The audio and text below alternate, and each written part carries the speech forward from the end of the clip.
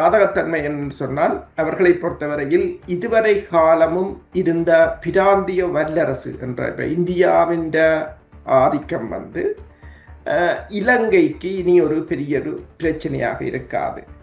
உலகத்தின் தற்போதைய நெருக்கடியில் இந்தியாவும் சிக்கப்பட்டுத்தான் இருக்கின்றது. இந்தியாவிலிருந்து தனித்து விடப்படவில்லை.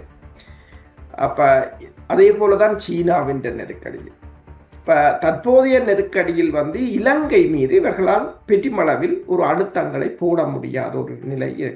அதாவது இந்த நிலையில் இந்தியாவுக்கு தெரிகிறது இலங்கைக்கு, அதாவது இலங்கை இனி சுயமாக முடிவெடுக்கலாம் அல்லது தங்களுடைய அழுத்தத்துக்கு பணிய தேவையில்லை என்றதை இந்தியா உணர்ந்து கொள்கிறது. எனவேதான் எந்த பாடுபட்டாலும் தனது கட்டுப்பாட்டுக்கு இலங்கையை வைத்திருக்க வேண்டும் என்று இந்தியா தீவிரமாக நிற்கின்றது. அதனால் அது எவ்வளவு தூரம் சாத்தியப்படும் என்று தெரியவில்லை.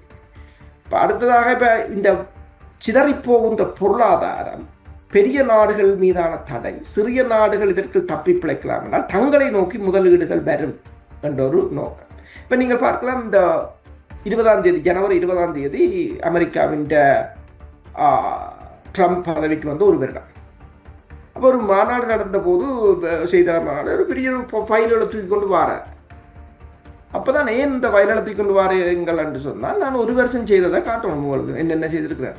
இந்த கரண்ட் பில் எவ்வளோ வந்திருக்கு, வேலை வாய்ப்பு இல்லாமல் இவ்வளோ வந்திருக்கு, பங்குச்சந்தை எவ்வளோத்துக்கு வந்திருக்கு, எண்ணெய் எவ்வளோத்துக்கு என்று கொண்டு வந்தேன்.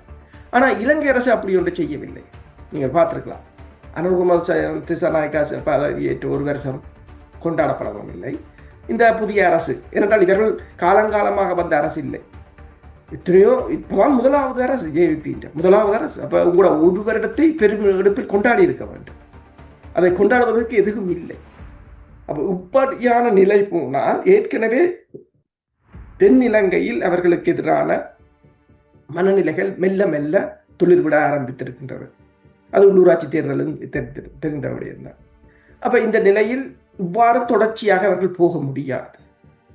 அப்ப தற்போதைய நிலையில் ஒன்று இலங்கைக்கு இன்னொரு பிரச்சனை என்று சொன்னால், அமெரிக்கா உலக சுகாதார நிறுவனத்திலிருந்து விலத்தி விட்டது, பல அமைப்புகளிலிருந்து விலத்தி விட்டது. அன்றைக்கு நாங்கள் கூறி இந்த இலங்கையில் இருந்த கொழும்பு பிளான் கவுன்சில் இருந்து கூட விலகி இருந்தது.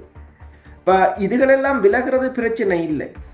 இந்த ஐநாவின் ஒவ்வொரு கிளை அமைப்புகளுக்கும் அமெரிக்கா கொடுக்கின்ற மில்லியன் கணக்கான காசுகள் தான் இந்த நாடுகளின் அபிவிருத்திகளுக்கு, யூனிசெஃபாக இருக்கலாம், ஒவ்வொரு உலக உணவு திட்டமாக இருக்கலாம், எல்லா நாடுகள் அதுகள் கொடுக்கின்ற ப்ரொஜெக்டில் கன உதவிகள் அதுக்கெல்லாம் தான் மாறும்.